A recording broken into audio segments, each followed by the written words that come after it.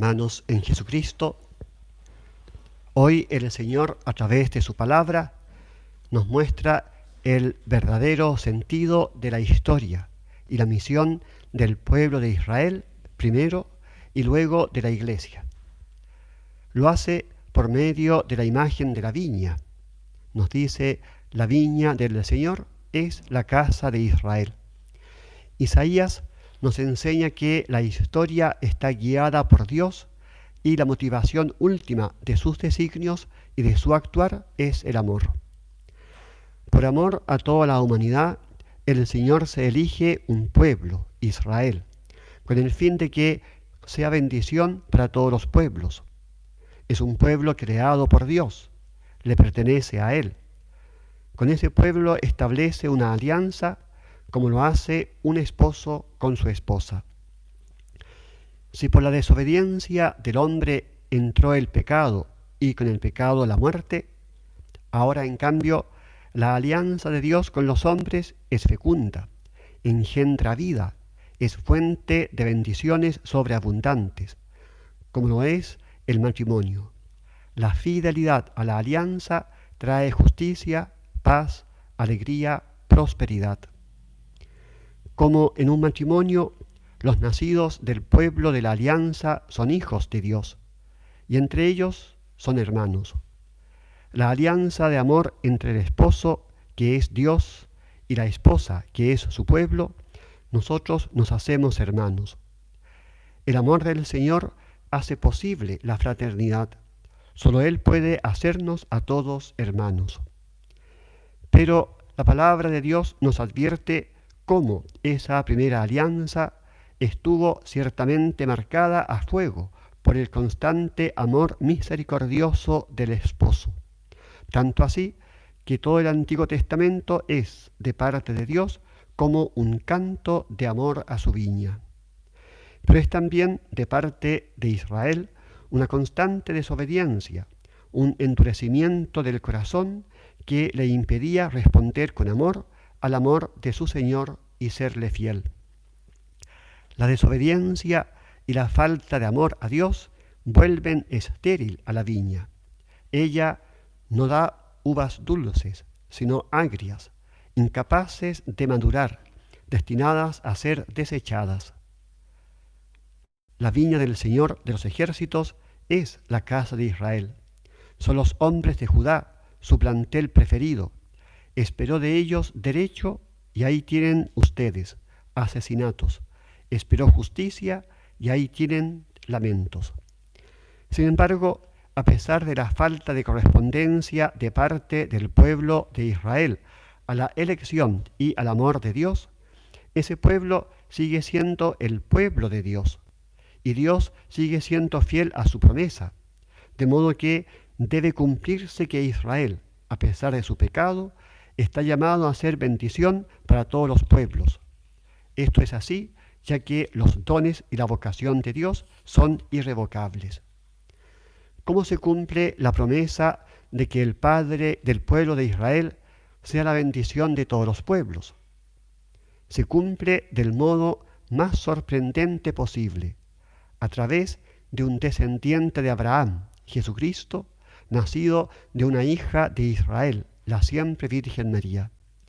Es un misterio que del Israel de la carne, infiel a la alianza, que a lo largo de su historia dio siempre malos frutos, Dios, el Padre Providente, el Señor de la historia, quiso sacar de lo peor lo mejor, pues, por lo demás, sabemos que en todas las cosas interviene Dios para bien de los que le aman, de aquellos que han sido llamados según su designio.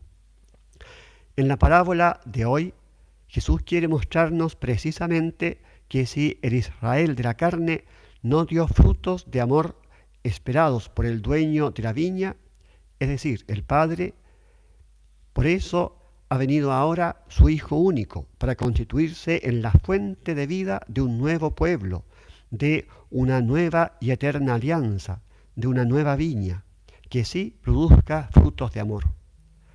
Así lo dice el Evangelio.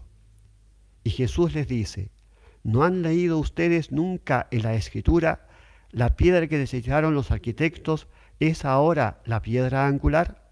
Es el Señor quien lo ha hecho. Ha sido un milagro patente. Por eso les digo que se les quitará a ustedes el reino de Dios y se dará a un pueblo que produzca sus frutos. El Hijo amado del Padre realizará esta obra a través de su muerte, como expresa la imagen de la piedra desechada por los arquitectos, y de su resurrección, por la que ha sido constituido piedra angular. Del misterio pascual de Cristo nace el nuevo pueblo de Dios, que ahora sí dará frutos. Este nuevo pueblo es también ahora la nueva viña del Señor. Es el cuerpo de Cristo, que es la Iglesia. Ahora sí que está asegurado que habrá buenos frutos, apetitosos, nutritivos, abundantes. Es así porque la viña es el mismo Cristo. Dice él: yo soy la vid verdadera, y mi Padre es el viñador. De la vid, que es Cristo, con toda certeza saldrán abundantes frutos y siempre buenos.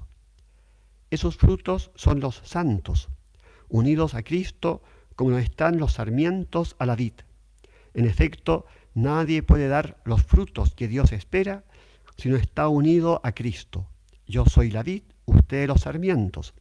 El que permanece en mí y yo en él, ese da mucho fruto. De ahora en adelante, el verdadero pueblo de Dios, que es la Iglesia, del cual Israel fue solo imagen y preparación, será indefectiblemente santo, porque la Iglesia está indisolublemente unida a Cristo, como está unida la cabeza al cuerpo. La Iglesia participa de la misma vida de Cristo. La misma savia de la vid es la que se comunica a los sarmientos. La misma sangre de la cabeza es la que irriga el cuerpo y sus miembros.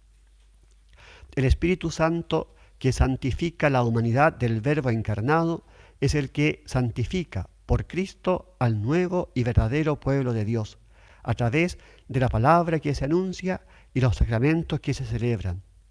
Nosotros somos santificados por la gracia del Espíritu Santo, dado por el Padre a través de Cristo, a través del sacramento universal de salvación, que es la Iglesia.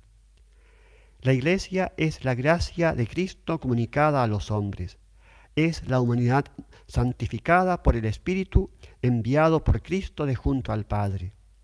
La Iglesia es el misterio que nace de la Eucaristía y que a su vez nos da la Eucaristía para crecer en comunión de vida con Cristo, haciendo más intensa nuestra unión a Él como miembros vivos de su cuerpo. La Eucaristía es la alianza nueva y eterna en el cuerpo y la sangre de Cristo. En efecto, así nos lo dice el mismo Jesús: el que come mi carne, bebe mi sangre, permanece en mí, y yo en él. Lo mismo que el Padre que vive me ha enviado, y yo vivo por el Padre, también el que me coma vivirá por mí. Vivir por Cristo es dar mucho fruto. Este fruto son los santos. Ellos son el fruto de la vid. El más grande de esos frutos es, sin lugar a dudas, la misma Madre del Señor, la siempre Virgen María, santísima, inmaculada, llena de gracia, bendita entre todas las mujeres, dichosa porque ha creído que se cumpliría todo lo que el Señor le había prometido, la que siempre dice: hágase en mí según tu palabra, a quien todas las generaciones llamarán bienaventurada, porque en ella el Poderoso ha hecho obras grandes.